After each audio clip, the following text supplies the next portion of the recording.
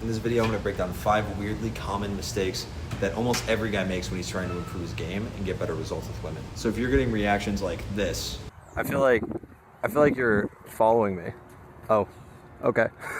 That's crazy. You're probably making some of these mistakes to come off really creepy on accident. I'm gonna show you how to fix those mistakes so you can get reactions like this. I saw you over here looking very peaceful reading. I thought you were very cute. Thanks. Yeah. What's your name? Nice to meet you. Nice to meet you. What are you reading? I'm getting steps in before therapy session. I got a lot of work done earlier today, and so I'm just chilling right now. Well, I'll let you get back to reading. Do you have like Instagram or? I do. Okay. So the first mistake that I see guys make all the time when they're trying to get better with talking to women is they try to overcompensate with too much confidence. And this usually shows up by chasing or leaning in, because they hear things like standing in close proximity shows that, you know, there's a sense of familiarity, it's attractive, whatever.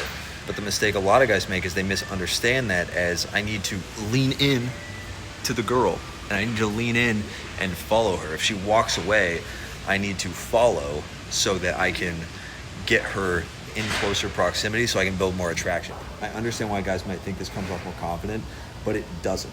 What you actually want to do is remain grounded. So I'm gonna show a clip in just a second of how I would stop a girl that's walking, and you'll notice I do not move. I do not move. I just do an opinion opener on this girl, and I literally do not move the entire conversation. I'm just standing there and I'm grounded, and my like magnetic, confident vibe brings the girl in to closer proximity. She wants to stand closer to me. Hey, excuse me. Can I get your opinion on something? Can I get your opinion on something? Okay, so me and my friend were arguing. What is a better comfort food, sushi or pizza? Pizza. Pizza? I agree. Pizza, Yeah, we're at pizza. 2-1. He said sushi? Yeah, he said sushi, Pizza. but I've asked 2 other people. It was tied 1-1, so you were a good tiebreaker Not sushi. on that. Not raw fish. Okay, well I fuck with sushi. I really like sushi, but just comfort food wise, Pizza. pizza's Not a better. mac and cheese. Yeah, mac and Yeah, cheese is crazy. yeah. Mac and cheese pizza. So if you're following, leaning in, if you feel like you're being pulled into the girl rather than letting the girl be pulled into you, almost gravitationally, then you're probably making this mistake.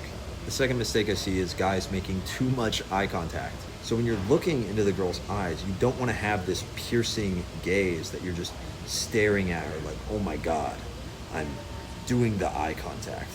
It's more relaxed than that. So obviously you're gonna get more relaxed with more experience in interactions. The main thing I want you to focus on is having very relaxed eye contact. And as soon as the person that you're talking to breaks eye contact, you wanna look away as well. So if I'm talking to you and you just looked away, I might look away over here as well and then come back to talking to you. Another tip here is to focus on, at the end of your sentences, finishing your sentences by bringing the eye contact back to the person. If you just do that, it's going to give you a confident emphasis on whatever you're trying to say without being too much, too piercing, too intense. The third mistake I see guys make is they overanalyze rejection. They get this high from thinking about, oh, these are all the things that I can improve. And they don't realize that, bro, it's so much better to just work on one thing at a time. If you're overthinking all the time and you're focusing too much on everything you can improve at once, you're gonna overthink, you're gonna come off as really try hard, and it's gonna really inhibit your results at first, okay? It's gonna really hurt you. What I would suggest doing is just practice whatever skill you wanna practice, 1 or 2 things at a time, and just get really good at it. If you're trying to practice eye contact and talking louder, practice really making sure you talk louder, even if you talk about boring stuff. Even if you just ask interview questions, even if you are really boring in the interaction, talk louder, make better eye contact, and maybe practice being more expressive. Those are some manageable things you can work on within the interaction rather than worrying about eye contact, body language, close proximity, teasing, dominant subcomps, all of this stuff, plus all your verbals, all the things you're saying.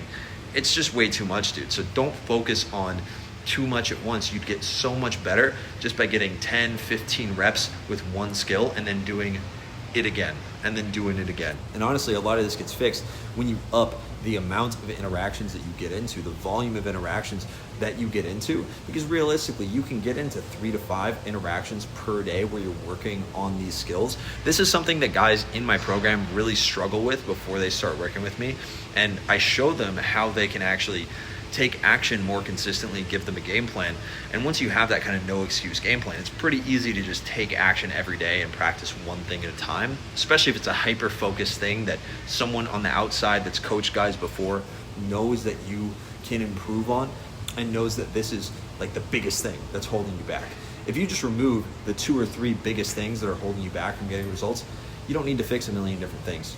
You might want to fix a million different things if you want to get really, really good, but just to get some pretty good results, you don't need to fix a whole lot for the most part. If you want to work with me one-on-one personally, then you can apply with the link down below. But let's get into point number 4. Point number 4 I see all the time, which is negging the girl or being negative to bring her state down and bring her down to your level to try to get attention. Playful teasing is so much better because when you tease, you're not putting her down, you're actually putting her on your level, which from a mindset perspective, first of all, you should be on the level of the girl anyway, right? You should be on the same level. Everybody is the same. That's one of the first things I teach in my program is that these hot girls that you're pedestalizing, it's not that you need to bring them down, it's that you need to bring yourself up to be equal or even with everybody else. And you need to be a guy that can connect with everyone. That's why it's so important. So when you tease, subconsciously what you're communicating is, hey, you're one of us. If I give you some shit about something, if I say, oh, Henry, always bringing his fucking coffee to the meeting, bro, always got his frou-frou Starbucks drink at the meeting, I'm saying, bro, you're one of us. You're with me. I'm with you, bro. I'm making you a part of the group by teasing you. But when you neg a girl and you say, oh, I've seen that dress before. It looks good, but like, didn't you wear that last time? Or I swear I've seen you wear that before. Just like making her self-conscious for no reason. Or like I've seen guys imply that girls have like lost weight recently or something like that like plays on girls' insecurities. It's super weird, dude. It's super weird. And there's no reason to do it. It's just very manipulative and it doesn't actually set up a good frame for a healthy long-term relationship. And it comes off try hard when you do it because girls kind of know what you're doing and it comes off very manipulative. If you want to be really authentic and attract women with your authentic personality, you need to cut out the negging and start playfully teasing more rather than like putting her down, making fun of her. The 5th mistake I see way too much is fidgeting too much. When you are working on your game, when you're in an interaction, slow the fuck down, bro. Anything you do it 2 times slower. I know when I get on the channel, I'm animated, I'm talking faster, I'm trying to give a lot of dense information. But when I'm talking to a girl, I'm slowed down, bro. I'm right here. And I want to speed up, but I know it's not the best thing to do. And so I'll vary my pacing, I'll vary my tonality. That makes me more interesting. And it gives her time to think as well.